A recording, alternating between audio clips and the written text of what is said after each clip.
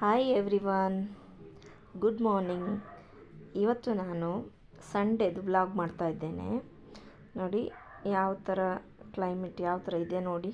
ಇವತ್ತು ನಿನ್ನೆ ರಾತ್ರಿ ಎಲ್ಲ ಸಿಕ್ಕಾಪಟ್ಟೆ ಜೋರು ಮಳೆ ಬಿದ್ದು ಈಗ ಸ್ವಲ್ಪ ಕಮ್ಮಿ ಆಗಿದೆ. ನಾನು ಫ್ಲಫಿಗೆ ಹಾಲು ಕೊಡ್ತಾ ಇದ್ದೇನೆ, ಅವಳನ್ನ ಎಬ್ಬಿಸುವ. ಅವಳಿಗೆ ಮಲಗಿದ್ದರಿಂದ ಎಬ್ಬಿಸುವಾಗ ತುಂಬ ಕೋಪ ಬರ್ತದೆ. ನಾನು ನಿಮಗೆ ತೋರಿಸ್ತೇನೆ ಅವಳು ಯಾವ ಥರ ಕೋಪ ಮಾಡ್ಕೋತಾಳೆ ಅಂತೇಳಿ. ನೋಡಿ ಈ ಥರ ಮುಚ್ಚಿಟ್ಟಿದ್ದೇವೆ ಅವಳಿಗೆ ನಾವು ಫುಲ್ ಕವರ್ ಮಾಡಿ, ಚಳಿ ಇರೋದಕ್ಕೆ. ನೋಡಿ ಕಾಲು ಕೂಡ ಕಾಣಿಸ್ತಾ ಇತ್ತು ಅವಳಿಗೆ. ಇದನ್ನು ಓಪನ್ ಮಾಡುವ ಮೆಲ್ಲ. ಎದ್ಲು ನೋಡಿ, ಈಗ ಸಿಟ್ಟು ಬರ್ತದೆ ನೋಡಿ. ಇಲ್ಲಿ ನೋಡಿ ಸಿಟ್ಟಿದು ಮುಖ ನೋಡಿ, ಅವಳದು ತಲೆಯನ್ನು ಮೇಲೆ ಮಾಡ್ತಾಳೆ ಸಿಟ್ಟು ಬರುವಾಗ.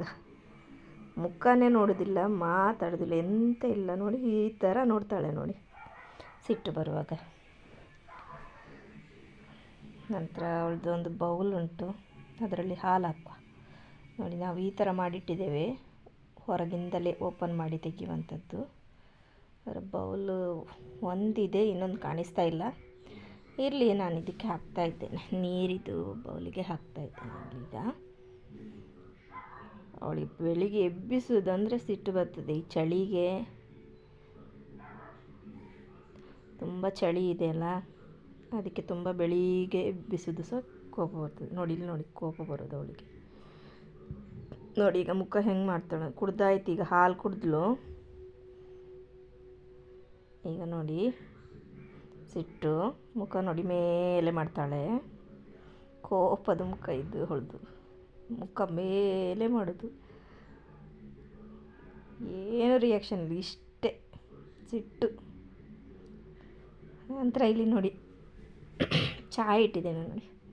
ಚಹಾ ಮತ್ತು ಚರ್ಚಿಂದ ಬಂದು ಅಡುಗೆ ಮಾಡಲಿಕ್ಕೆ ಲೇಟ್ ಆಗ್ತದಂತ ಸ್ವಲ್ಪ ಬಟಾಟೆ ಎಲ್ಲ ಬೇಯಿಸಿಟ್ಟಿದ್ದೇನೆ. ಇಲ್ಲಿ ನೋಡಿ ಬಟಾಟೆ ಬೇಯಿಸಿಟ್ಟಿದ್ದೇನೆ.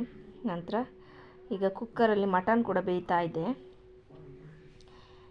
ಬಂದ ನಂತರ ಅದಕ್ಕೆ ಮಸಾಲೆ ಹಾಕ್ತೇನೆ.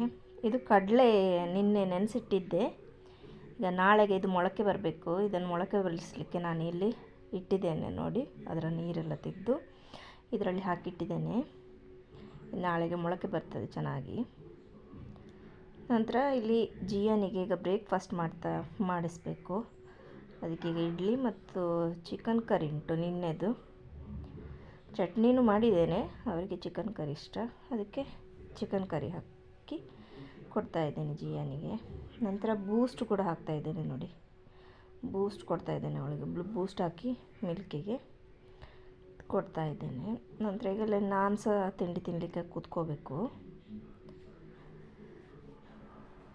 ಆಮೇಲೆ ಚರ್ಚಿಗೆ ಹೊರಡಬೇಕು ನಾವು. ಚರ್ಚಿಗೆ ಹೊರಡಬೇಕಾದ್ರೆ ನೋಡಿ ಇಲ್ಲಿ ಸೀರೆ ಇಟ್ಕೊಟ್ಟಿದ್ದೇನೆ. ನಂದು ಅಣ್ಣ ಕೊಟ್ಟಿರೋದು, ಬ್ರದರ್ ಕೊಟ್ಟಿರುವಂಥ ಸೀರೆ ಇದು. ಒಂದು 15 ಇಯರ್ ಆಯ್ತು ಇದಕ್ಕೆ ಅವ್ನು ಕೊಟ್ಟು, ಆದರೂ ಏನೂ ಆಗಿಲ್ಲ. ಡಿಸೈನೆಲ್ಲ ಆಗಿ ಇದೆ, ಚೆನ್ನಾಗಿದೆ.